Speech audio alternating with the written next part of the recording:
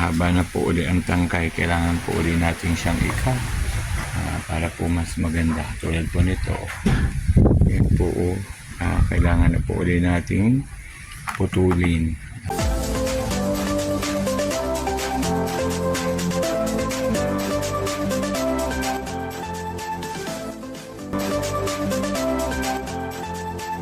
Hello po!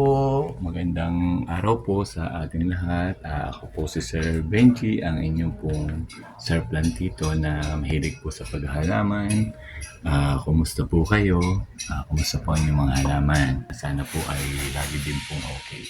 For today's video po ay atin pong ipopropagate po o ikakat po natin yung atin pong mga legi ng succulent. Para po ang haba na po nila. Kaya po yun po ang gagawin natin. Mamaya papakita ko po sa inyo ito pong akin pong succulent area na medyo hindi ko na po masyadong naipapakita. Marami na uli po tayong mga babies po ng cactus, pero unahin po muna natin yung atin pong succulent. Dito po ako sa aking cactus area at saka succulents. Ayan, papakita ko po sa inyo uli. Ayan, tagal ko na po hindi na ipakita itong aking pong area po ng cactus at saka po ng succulent. Napansin ko po yung mga succulent ko po ay naghahabaan na o legi na po ulit, kaya siguro po atin pong ipopropagate ulit, ikakat po natin para po mas maganda na po ulit silang tingnan. Mas maganda po kasi ang succulent pag hindi po legi, kaya po ganun po ang gagawin natin. Ikakat po natin and then propagate ulit po natin.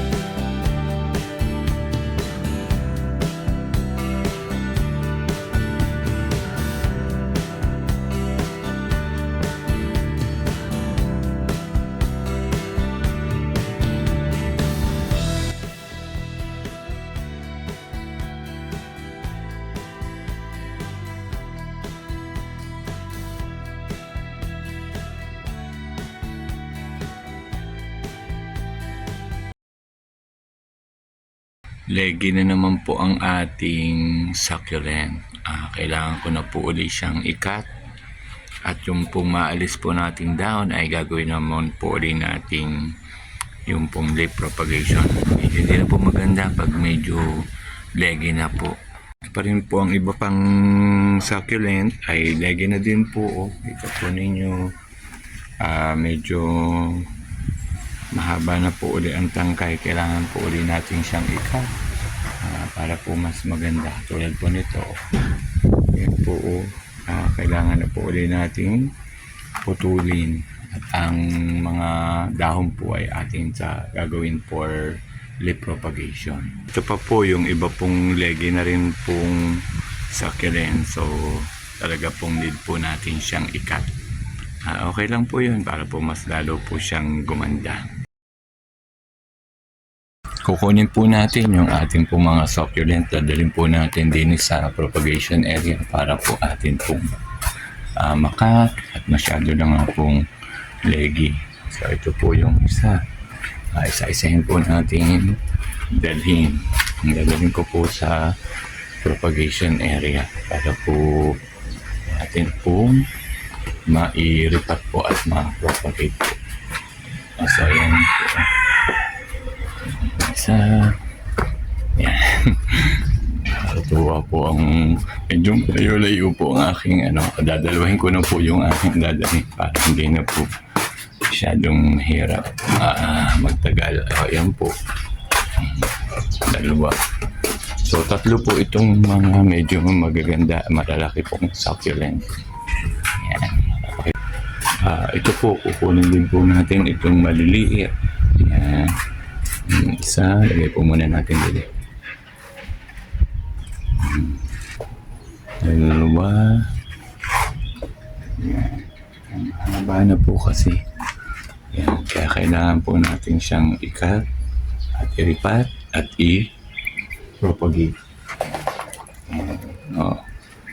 Bitbitin po natin uli sa propagation area. Ayan. So ito po, mahaba na po. Atin po ikakat at atin pong ipopropagate at iriripat. Ayan. Balik po ulit tayo. Balik-balik. Ganun po ang ginagawa. Medyo malayo-layo po rin propagation area ko. Ayan.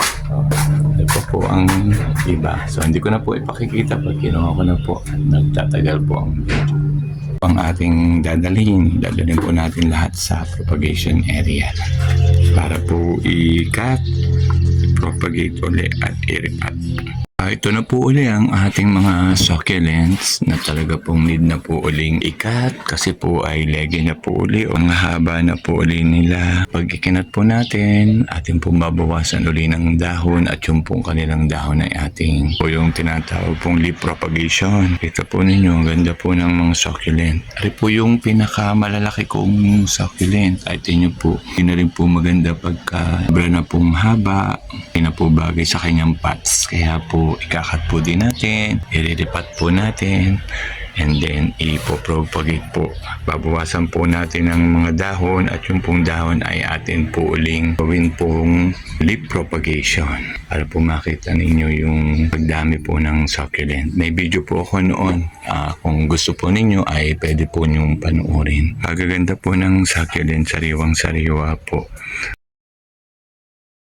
Ito na po yung pinutulan natin ng legi pong succulent na malaki. Yan, hindi ko na po inalis yung pinutol kasi tutubo pa uli po yan. Tutubuan po uli yan ng mga succulent. Kaya hindi ko na po inalis. Ganon din po itong mga nasa maliliit pong pots.